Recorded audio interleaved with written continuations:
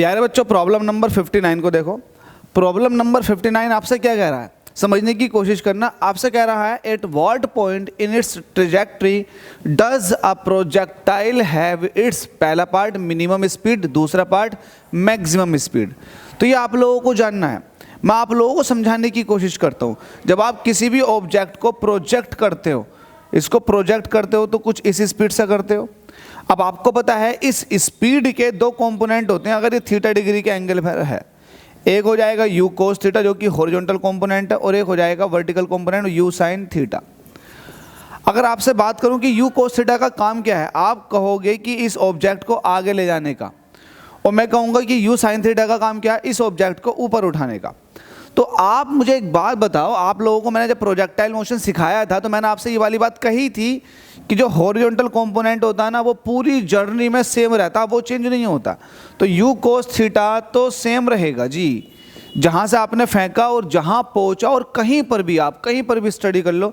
अगर आप यहाँ भी स्टडी करोगे तब भी horizontal component U cos theta ही रहेगा, यहाँ पर स्टडी करोगे तब भी यू कोस थीटा ही रहेगा। तो हर जगह यू कोस थीटा रहना है। तो फिर क्या फ़र्क होने वाला। अब आपको पता है horizontal component U cos theta, तो इसका मतलब सारा सिनेरियो, सारी कहानी वर्टिकल कंपोनेंट पे है, वेलोसिटी के।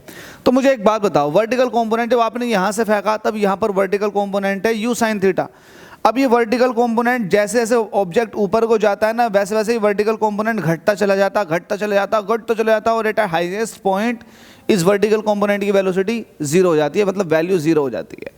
उसके बाद ये फिर से बढ़ना शुरू हो जाता, और यहाँ पर जब टकराने वाला होता तब मैक्सिमम होता। आपको एक चीज़ सिखाई थी, अगर आप किसी ऑब्जेक्ट को यहाँ से किसी स्पीड से फेंकते हैं तो जब वो नीचे को आता है तो उसी पॉइंट पर वो उसी स्पीड से वापस आता। तो जिस स्पीड से आपने फेंका था उसी स्पीड से ही वापस नीचे को आएगा भी। तो इसका मतलब यहाँ पर वर्टिकल स्पीड कितनी होगी, जीरो, यहाँ पर मैक्सिमम और यहाँ पर मैक्सिमम।